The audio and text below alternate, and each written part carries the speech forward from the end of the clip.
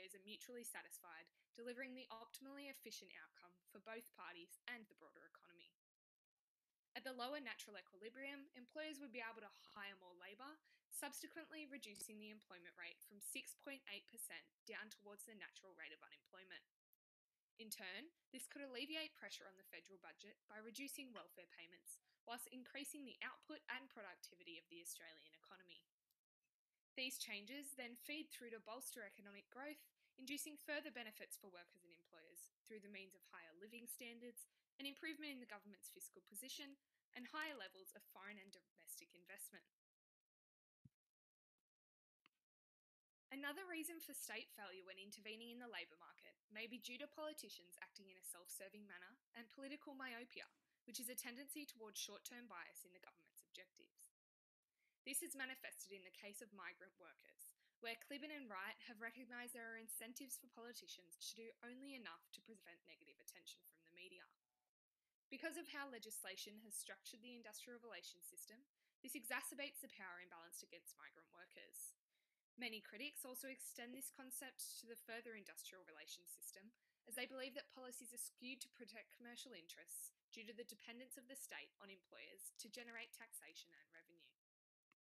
Involvement of the state in society indicates the ever-present potential for a governing body to venture into unhealthy and dogmatic sovereignty, as said governing body increases regulation and gains more control. The 1978 reforms of the Chinese Communist Party, led by Deng Xiaoping, pictured on screen, saw reformation of government regulations on structures of state employment through the dissolving of state-owned enterprises, or SOEs, and the allowance for workers to choose where they worked and what their profession was, no longer limited by agrarian axiology. The over-involvement of Mao's Communist Party prior to 1978 saw ideological manipulation and control of citizens, as the state had established themselves in all spheres of Chinese life, specifically in the allocation of workers in SOEs in oppressive working conditions.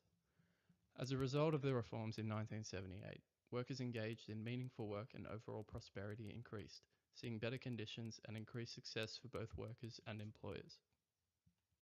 Not only did the country see development in personal living conditions, expendable income and prosperity, but the GDP rose from $150 billion US dollars in 1978 to over $1 trillion in 1997, from the dramatic decrease in government regulation in employment, only to continue its rise, exceeding $13 billion today.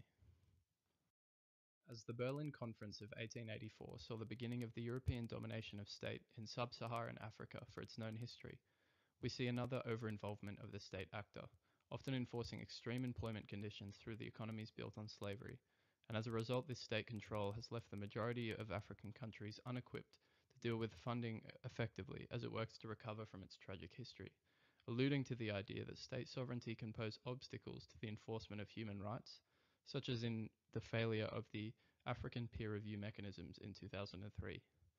Despite these being extreme examples, if the line is crossed where government's involvement becomes too intense and too controlling in Australia, it will simply be too late, and the consequences will be catastrophic, as we have historically seen through the improved but continued restraint on Chinese citizens and continued chaos in African political bodies.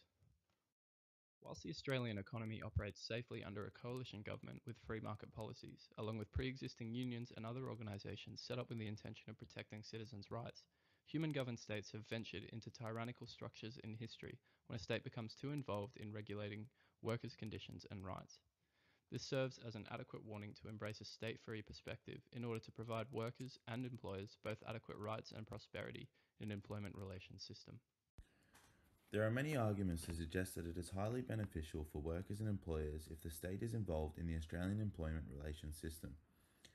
Regulating a power imbalance between workers and employers provides a platform for fair working rights and conditions. In more detail, an important role played by the state is to set and enforce rules that govern work arrangements, specifically around minimum pay and working conditions that employees are entitled to. Firstly, the state has set minimum employment standards, also known as the 10 National Employment Standards, or the NES, which employers and employees are obliged to meet. Non-compliance can lead to legal action, which therefore prompts employers to adhere to these standards. The state has also established modern awards which provides a safety net for employees in terms of what they are entitled to receive. Modern awards were impacted under Work Choices in 2005, which is aimed to reduce the number of awards as well as simplify and standardise awards, although these were restored through the Fair Work Act in 2009. The state has also developed legislation to address prevalent workplace issues such as workplace health and safety. Standards relating to safety have been established, for example the Work Health and Safety Act of 2011, to guide employers and protect employees. The state has also created agencies to monitor and enforce standards, including Safe Work Australia in 2008, which undertakes research, reports data, and develops national policy relating to work health and safety, with a focus on preventing workplace injury, disease, and death, and providing workers compensation as the Safe Work Australia 2020. The state has also certain legislation, for example the Equal Employment Opportunity Act of 2010, which aims to prevent discrimination and promote affirmative action. This leads to better outcomes for many workers in recruitment and selection, promotion and dismissal, as firms are less likely to discriminate due to parental status, sex, age, and race, etc., due to the threat of legal action. One of the E-Reserve news articles discusses Scott Morrison's attempt to bring business, unions, and the government together through a series of working groups for discussion, negotiation, and hopefully agreement regarding award simplification, reviving enterprise bargaining, issues of casuals and fixed-term employees, compliance and enforcement, and other matters.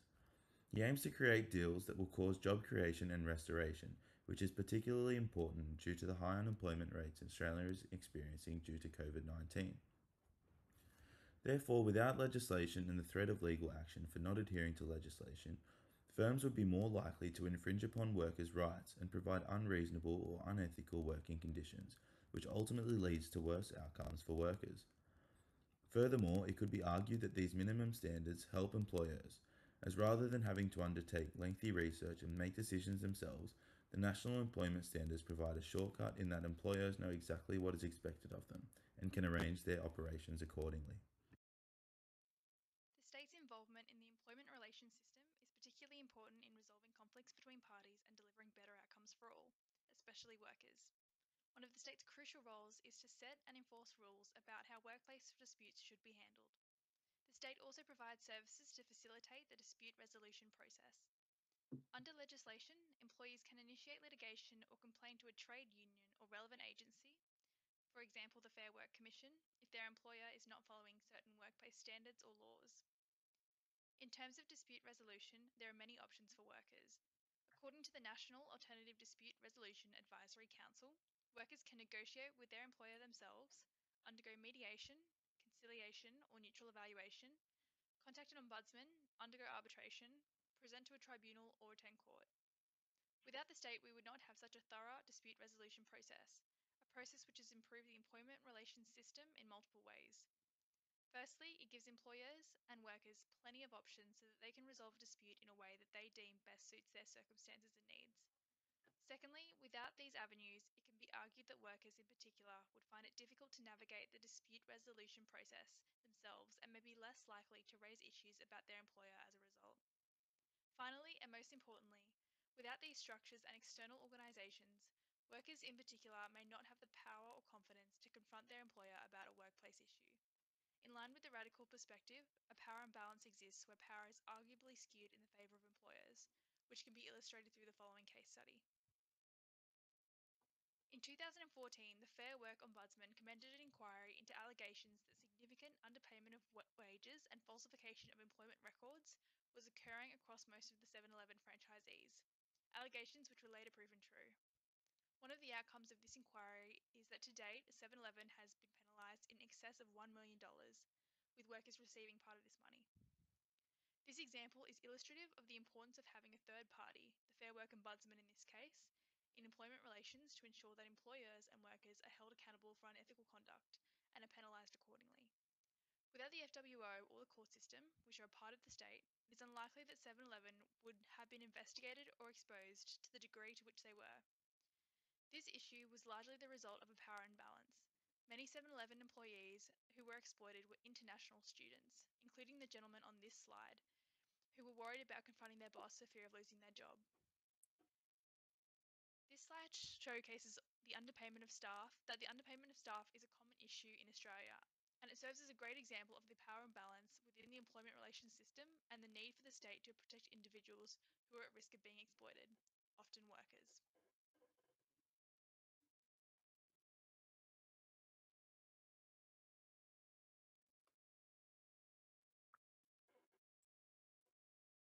Okay, can you hear me all right? Okay, so I think we'll now move on to our discussion questions and breakout rooms. So we'll just set that up.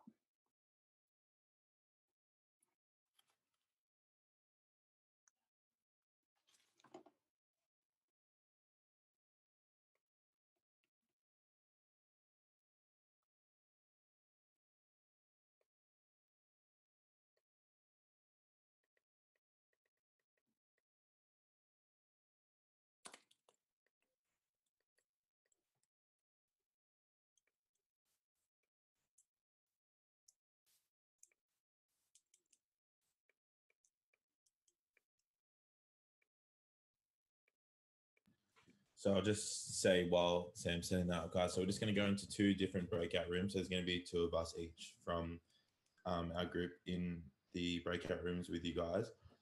So we've got a couple of questions which we're going to ask you, and we're just hoping that you guys can speak a little bit, add some points, and then after we're going to come back and hopefully share some of the ideas and points of discussion that we had, and see kind of gauge how everyone understood the topic and how they feel about what we spoke about.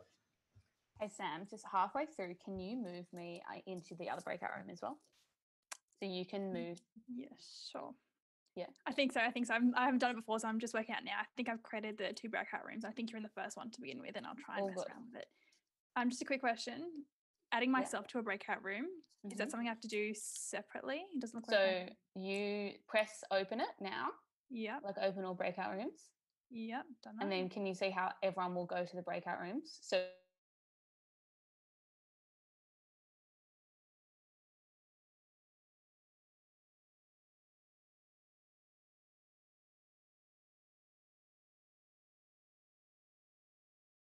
Alrighty, how are we going? We'll wait for everyone else to click join.